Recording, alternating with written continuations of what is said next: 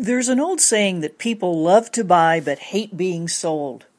As a recruiter, you probably have encountered the brush off from people who think you may be trying to sell them something. People don't like to be pressured or pushed into buying things they don't want or need, and we don't respect or trust people who don't seem to have our best interest at heart. Naturally, your prospects and even your candidates want to minimize risk and maximize benefit when it comes to making a career decision or move, and they often will become highly resistant if they feel pressured or pushed. And when people become resistant, it can slow down a sales cycle or a recruiting effort. In sales, as well as in recruiting, speed is everything. But it takes time to close business in sales or get that rock star candidate to accept your offer.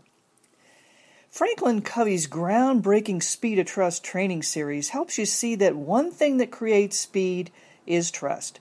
Without trust, speed goes down and costs go up. If you can emotionally connect with others, you have a higher level of speed of trust. But a recent survey reported in Sales and Marketing Management magazine showed that the number one negative feeling buyers report is they don't trust sellers. You can't close sales or be a great recruiter unless you know how to build trust. I'd like to focus on one specific skill that can help you build trust. It's the skill of storytelling. In 2013, Mike Bosworth founded Story Seekers, an organization that helps people learn how to use the power of story and connective listening to build trust. Mike says we need to develop 4 specific short stories, and I'd like us to look at each one. The first story is the Who I Am story. It's important to be able to quickly position yourself as someone worth knowing by telling your own story briefly. Perhaps your own story includes a significant fact about what drives your passion for recruiting, or why you chose recruiting over other career options that you had. Your second story is the Who I Represent story. In this story, you want to share something compelling about your company or your client's company, something that will help your prospect make an emotional connection to the mission or vision of your company. The Who I Represent story, along with your Who I Am story, both tell your prospect or candidate something about your character. The third story is your Who I've Helped story. You may want to develop many different Who I've Helped stories depending on your market. And your final story to develop is your personal lessons learned story, or stories.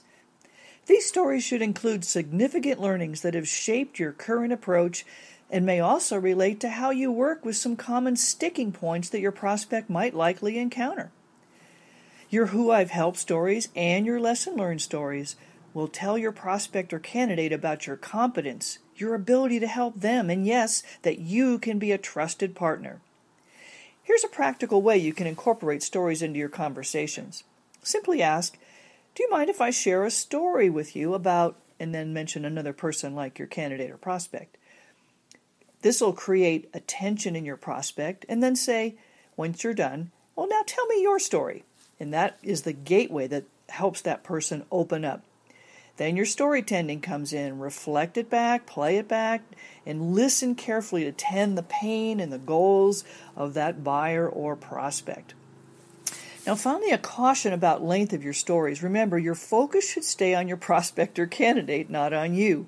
Lengthy or rambling stories will be counterproductive and easily be a turnoff.